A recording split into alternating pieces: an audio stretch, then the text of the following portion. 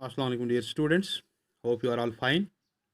देखिए, previous lecture में हमने law of variable proportion discuss किया। ठीक है ना।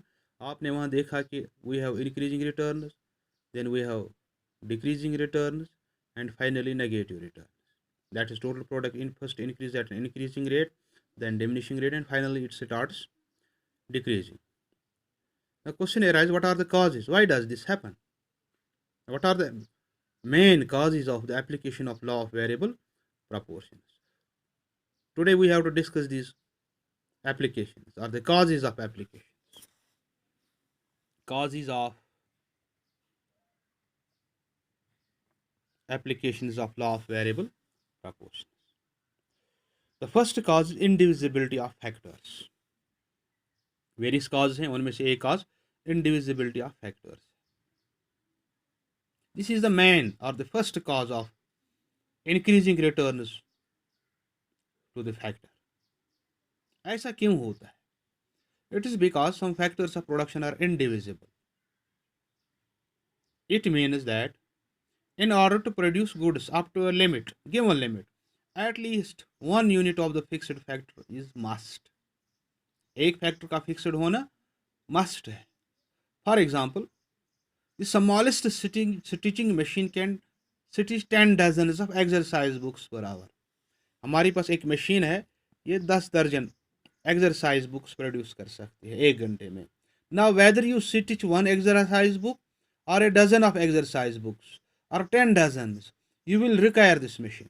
आपको ये मशीन चाहिए. आप एक बुक बनाते हैं, 1 दर्जन तैयार करेंगे, 10 दर्जन तैयार करेंगे. क्यों? Because there is no other machine smaller than it. इससे कोई छोटी मशीन नहीं है. हाँ, no doubt we can make these modifications, but it's not possible for us to do in the short run. अगर हम 5 दर्जन, फॉर एग्जाम्पल 5 डजन प्रोड्यूस करते हैं, द कॉस्ट विल बी 40 पैसा पर डजन.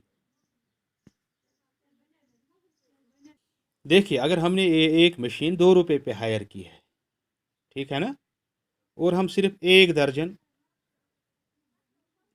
एक्सरसाइज बुक्स प्रिपेयर करते हैं, so the cost of stitching 1 dozen of this exercise books will be ₹2. अब अगर हम 5 दर्जन तैयार करते हैं, the cost per dozen will be 40 paisa, right.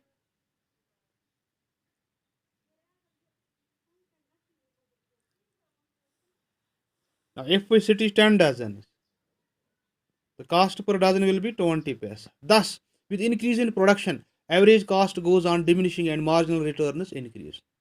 This is the first cause of the application of the law of variable proportions. The second cause is fixed factors of production. Fixed factors of production. The main cause of the operation of the second stage is that of the factors of production. One is variable and the other is fixed. ठीक है ना. When this variable factor is used with the fixed factor, then the ratio compared to the variable factor falls. ठीक है ना. Production is the result of the cooperation of all factors. If an additional unit of a variable factor has to produce with the help of a relatively less unit of the fixed factor, then marginal return of the variable factor begins to diminish. ये आपको याद रखना है. Then another cause is more than optimum use of fixed factor. More than optimum use of fixed factor. What does this mean? After making the optimum use of a fixed factor, optimum use means using a factor to its fullest capacity. If it is combined with increasing inputs of variable factor, then the marginal return to such variable factor begins to diminish. It is so because after the optimum use, the ratio of the fixed and the variable factor becomes suboptimal. सबऑप्टिमल हो जाता है. कैसे? Suppose हमारे पास एक machine है, it's a fixed factor of production and it is put an optimum use when 4 labourers are working on it. एक machine पे 4 लोग काम कर रहे हैं, ठीक है ना. अगर हम इस पे एक और वर्कर यानी 5वां वर्कर लगाएं, 5 वर्कर्स इस पे लगाएं, then the production increases very little and the marginal product diminishes. तो production compare to the proportion between the factors 1:4, now the ratio is 1:5. ठीक है ना।